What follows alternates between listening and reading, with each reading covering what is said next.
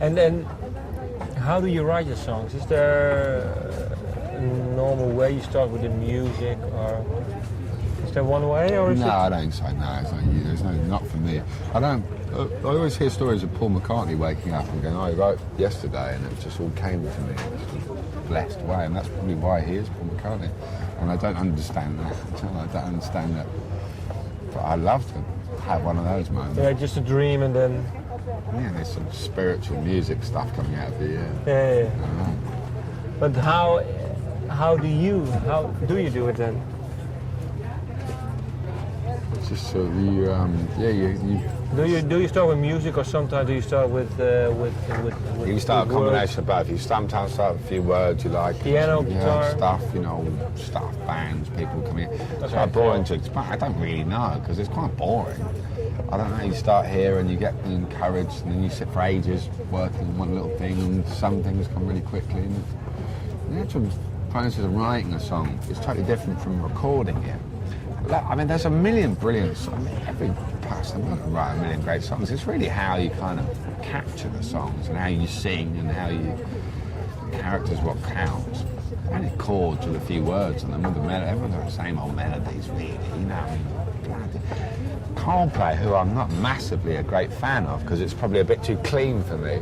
Yeah, I know what you mean. But but it's still perfectly written music. It's very clever, and the guy, his recording voice is pretty special.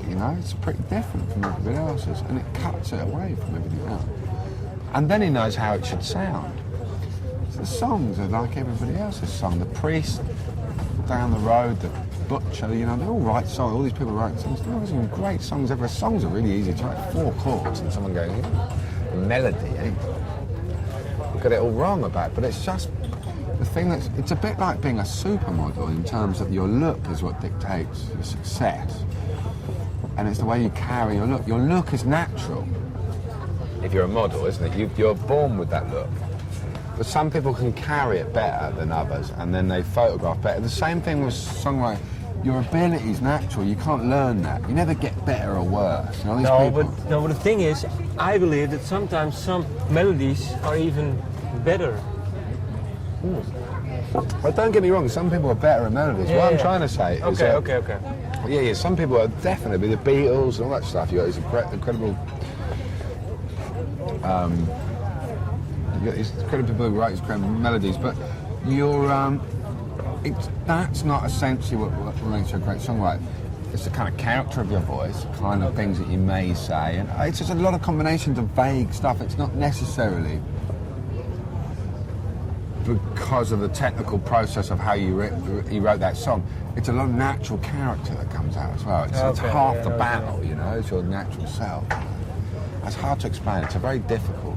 Oh, but that's why maybe personality in a song, because that's maybe why John Lennon, his music gets more rewards than Paul McCartney's, because he has a more personality. Aggressive, and he's a bit more sinister. Yeah, but also he also lets his own personality come more to the front. His personality is more appealing in a rock and roll way. That's what it is. I think Paul McCartney is slightly sort of chubby-cheeked and gentle, and he likes to talk about gentle things. No, but even his lyrics are he writes about things, and John Lennon wrote about himself. Yeah, I think that could be. I don't know. I think there's a level of mischief related to John Lennon, which people and that relates to danger.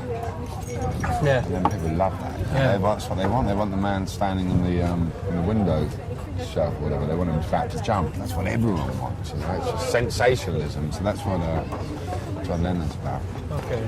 Then now to the album. Who is the Cocaine Man? The Cocaine Man's not anybody in particular. It's the cocaine. When I wrote that song, I had a backing track and I had no lyrics on the top, except for "Here Comes the Cocaine Man." It's a slight indictment of kind of London drug culture, because what happens, there's so many drugs and so many people. I mean, everywhere people are taking drugs, but there's such a sort of an encouragement of it. And I just thought it's quite boring. boring. And I see it all the time, and I sometimes do, you know, but it was more just a song it's meant to be not an anti-drug song, but how pathetic it slightly is. Yeah, because you read out, let's say, the lines, more or less, I think. Yeah. You mean read out what you mean? No, but I mean, it's not the first, I mean, how the chorus, not the chorus, but the verses, you just more read it out. But you know, that's just random. I sat in the studio and just said random stuff, and it's about I kind of think cocaine's a bit random. Like, it makes people talk complete crap. And there are two women names. I don't know, maybe I'm completely wrong. Francesca and Lisa. Yeah. Do you know them, or? Might do. So you don't want to... I don't really talk about, you know, some of it are a bit about breakups of relationships and stuff, and some of it about idiotic people, but they're not necessarily the same names that they had in the first place, you know, they weren't. I don't actually know anyone called Francesca. No, could be. No, because there was one line, I think maybe you can comment on it. No matter how hard you try, you fall from grace. Yeah. I mean, I ended up in a few celebrity parties. What they call there's a thing in London called the Primrose Hill set. Okay, yeah. These sort of bunch of cool people, you know? And I ended up sort of somehow on the edges of a few of those parties, and I'd be inside these parties and I'd wonder, what the hell am I doing there? And then I realised how absolutely strange these people are, and they didn't know about the outside world.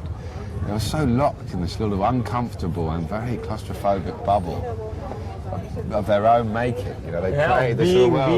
Being important. And then they got a bit scared by everybody else, and they all tried to sleep with each other and take lots of drugs together, and then they all got a bit paranoid and lived in these huge houses they had, but they didn't know about the outside world that much. And that song's a little bit just about to say, you know, it's pretty weird in here. It's just a report. Let me see, there's another song, Young Gods. There's a line, I hope I heard it well. This is a lesson for those who will run. No, it's those who are wrong. Oh, who are wrong, yeah, sorry. That's right, don't worry. Okay. It's quite, but it still captures the line for me. Yeah. This is lesson for those who are wrong. That whole song, I think, is about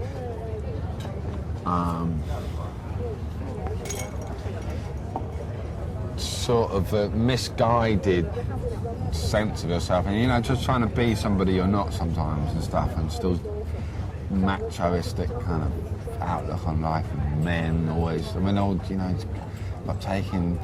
not embracing responsibilities very well.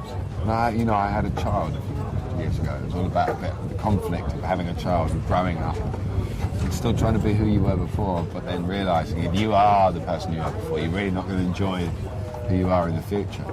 And it's just sort of passing the baton over or changing. It's like, you know, trying to change. But was it hard for you then, having a child, or? No, you know what? It's hard for absolutely everybody you've ever met having a child. It's hard because it is literally hard because your life is reconfigured, but not in a way that I found uncomfortable. I love it. I'm blessed for it. I love every minute of it. In fact, it's probably the best thing that.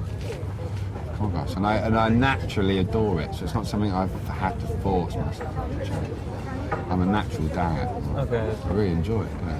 And he was named after his grandparents from his mother's side? His name Cosmo. Mm-hmm. Cosmo is the first name, yeah? Cosmo's first name is named after my dad's press officer, Cosmo Vinyl. He was the Clash's press officer. And his name's Cosmo Dury, yeah, so he's got both names in there. Yeah. He's got his grandparents' names in there as well, yeah. Her name. Yeah, he's got both names. And for you now, is it hard to talk about your dad while promoting your own album, or is it hard? You know what? It's boring sometimes. I like, you know, you're doing something different. Sometimes it gets really difficult. Not because it's a sad thing, because, you know, man, I've had to talk about him all my life, and it's my dad, and I'm proud, and I love him to death. But you don't want to do it for the rest of your life. I mean, I'm lucky. I'm not like a Lennon syndrome or a Marley or some shit like that, which must be an impossible nightmare. Yeah.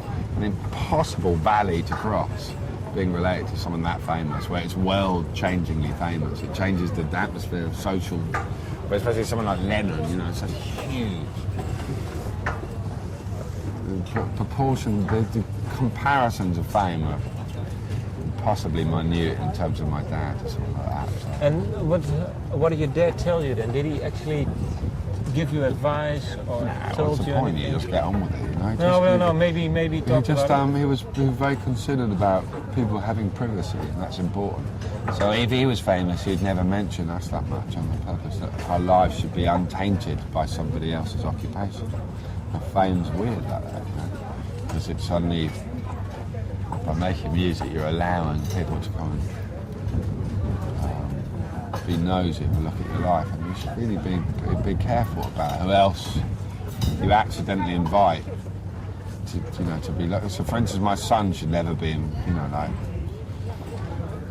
if I became really famous, should never be he shouldn't be involved in any of that. We were kind of protected, basically. Okay, yeah. Process. And I think that was right. Yeah. And what do you think your dad would think now of this? He'd be proud, wouldn't he? He'd be a dad. I mean, your dad instincts are primal. Yeah, because you were saying, yeah. And then, and secondly, he might think, oh, what a load of rubbish he's doing. Okay. One last question. What do you want? What do you hope for your music? What do you want? Do you want to touch people's hearts, or do you want to entertain a crowd? Or I like to do all those things. I like to. It's a learning, you know. You learn about where your strengths are, and you should never learn to become. It's a really weird thing with pop music and things like that. Never learn to become too sophisticated and keep it pretty basic. But you can learn about how to become yourself. And best music's always really the person singing and that captured. And that's quite a hard thing to admit to do music. I always tend to, my mistake is to try and over-produce things and create them. And I'd love to just now go and make a really simple album. And why did you do that in the first place then, to over? Maybe scared of being too bare naked, I don't know. Maybe. I don't know. I like that, and now I'd like something different. Okay. And for you, is there one thing you like maybe more, playing live or studio, or just on your own with a guitar, or writing with a paper? I like it all, actually. I love being in the studio. Studio is so fun. In the studio, it's lovely. I love arguing with everyone. Okay. And I like playing. I've just started to love playing live. But our band argue a bit too much. We're really terrible. We're the most emotionally unstable band you've ever come across. Okay, because now it's 1 year old or 1.5 year old? But our band? Yeah? Maybe, yeah. I don't know how many. I think it might be about. Yeah, it might have died of death this morning. We're all arguing so badly. But we'll see. Okay. Well, I hope it will turn out. Well, nice to meet you. Thank you. Is that all right? Yep.